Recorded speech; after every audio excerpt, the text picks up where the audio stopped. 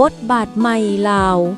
กลายเป็นศูนย์กลางขนส่งระหว่างภาคพื้นและเชื่อมต่อไปทั่วโลกโดยทิศกรรมภายหลังสายทางรถไฟความไวสูงลาวจีนได้รับการก่อสร้างสำเร็จและเริ่มบริการรับใช้สังคมมาแต่เดือนธันวาคม 2021 เห็นได้ว่ามันได้พลิกโฉมนางใหม่ให้เกสปป.ลาวอย่างโดดผลโดดเด่นอันสำคัญที่สุดมันกลายเป็นกระแจปลดล็อกสปป.ลาว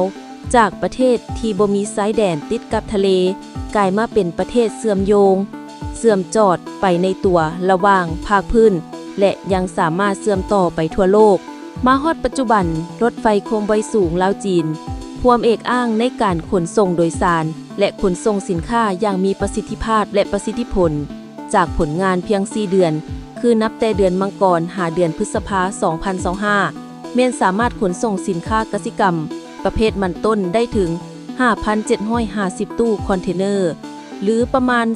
15.6 แสนต้นเพิ่มขึ้นถึง 43% หรือถ้าจะคิดไล่การบริการขนส่งนับแต่มือเริ่มเปิดสายทางดังกล่าวเป็นต้นมาฮอดปัจจุบันสามารถขนส่งผู้โดยสารได้ทั้งหมด 10 ล้านกว่าคนและขนส่งสินค้าได้ 15 ล้านกว่าต้นนี่คือมิติใหม่แห่งการขนส่งที่บ่เคยมีมาในประวัติศาสตร์ของชาติลาวดังพวกเฮาฮู้นำกันแล้วว่าการที่ลาวเฮามีสายทางรถไฟความไวสูงลาวจีนแม้นได้นำเอาผลประโยชน์อย่างมหาศาลมาสู่ประเทศลาวตามข้อริเริ่มแล้ว1เส้นทางของสปจีนจากปัจจัยที่ได้กล่าวมานี้ได้เฮ็ดให้ลาวกลายเป็นศูนย์กลางขนส่งอย่างเต็มรูปแบบระหว่างภาคพื้นและยังสามารถเชื่อมต่อไปทั่วโลกอย่างใดก็ดีเพื่อให้ระบบการขนส่งอยู่สปป.ลาวเฮากลายเป็นศูนย์กลางขนส่งอย่างเต็มรูปแบบอย่างแท้จริงพรรคและรัฐบาลเฮายังมีแผนร่วมมือสร้างทางรถไฟสายทางสายด่วนรถโอโต้และสร้างขวาเพื่อกลายเป็นตะนางขนส่งสินค้าจากตะวันตกสู่ตะวันออกและจากตะวันออกสู่ตะวันตกปัจจุบันสปป.ลาวเฮา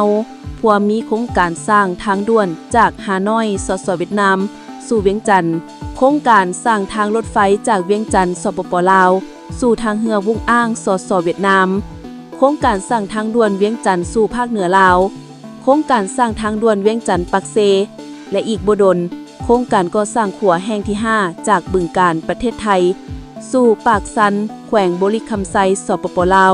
ก็จะสำเร็จและจะเปิดนำไส้ในท้ายปี 2025 อันเป็นสายทางหนึ่งในการขนส่งสินค้าจากตะวันตกสู่ตะวันออกและจากตะวันออกสู่ตะวันตกนอกจากที่กล่าวมานี่แล้วยังมีโครงการสร้างทางหลายเส้นหลายสายในทั่วประเทศเพราะฉะนั้นอิงใส่ท่าแฮงและจุดพิเศษทางด้านภูมิสันฐานของประเทศที่ตั้งอยู่ใจกลางอาซีอาคเนย์เมื่อวาดภาพเบิ่งแล้วประเทศเฮาได้กลายเป็นศูนย์กลางขนส่งระหว่างภาคพื้นและยังสามารถเชื่อมจอดไปทั่วโลกอย่างเต็มรูปแบบนำเอาความเจริญหั่งมีมาสู่ประเทศชาติในอนาคตอย่างแน่นอน